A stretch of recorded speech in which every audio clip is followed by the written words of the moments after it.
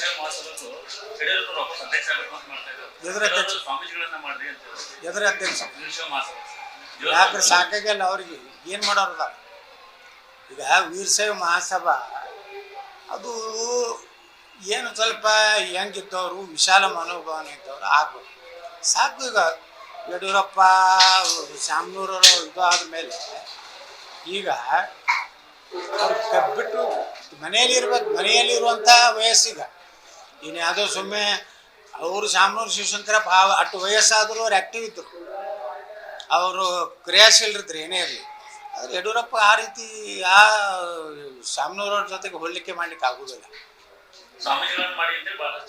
ಮಾಡಬೇಕು ಶಾಮನೂರು, ಯಾಕಂದ್ರೆ ಮೊದಲ ಸ್ವಾಮೀಜಿಯವರು ಇದ್ದರು. ಹಿಂದೆ ಹಾನಗಲ್ದ ಕುಮಾರಸ್ವಾಮಿಗಳು ಅದರ ಒಂದು ನೇತೃತ್ವ ತಗೊಂಡರು. ಇವರು ಎಲ್ಲ ರಾಜಕಾರಣಿಗಳು ಇರಬಾರ್ದು. ನನಗೆ ಕೇಳಿದ್ರೆ ಯಾವುದೇ ರಾಜಕೀಯ ಪಕ್ಷದಲ್ಲಿ ಸಕ್ರಿಯ ಕಾರ್ಯಕರ್ತದ ವೀರಶೈವ ಮಹಾಸಭಾ ಅಧ್ಯಕ್ಷ ಆಗ್ಬೋದು, ರಾಜಕೀಯ ನಿವೃತ್ತಿ ಆದವರು ಆಗ್ಬೋದು.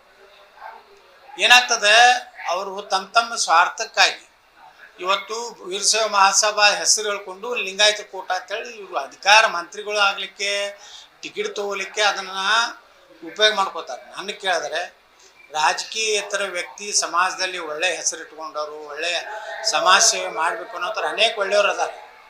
ಇವ್ರು ಯಾರೂ ಆಗಬಾರ್ದು. ನನಗೆ ಕೇಳಿದ್ರೆ ಯಾರು ರಾಜಕೀಯ ಒಳಗೆ ಇವತ್ತು ಅಸ್ತಿತ್ವದಾಗ ಅದಾರ, ಈಶ್ವರ ಖಂಡ್ರೆ ಆಗಲಿ, ಯಡಿಯೂರಪ್ಪ ಕುಟುಂಬ ಆಗಲಿ, ಶಾಮನೂರು ಕುಟುಂಬ ಆಗಲಿ, ಯಾರೂ ಆಗಬಾರ್ದು.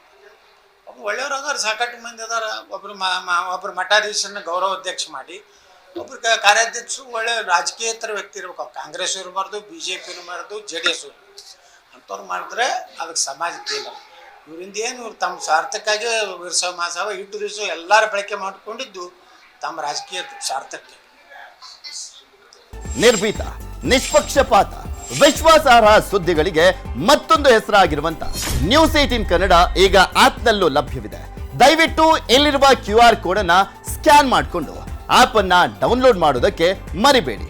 ನಿಮ್ಮ ಬೆಂಬಲ ಹೀಗೆ ಸದಾ ನಮ್ಮೊಂದಿಗಿರಲಿ. ಧನ್ಯವಾದ.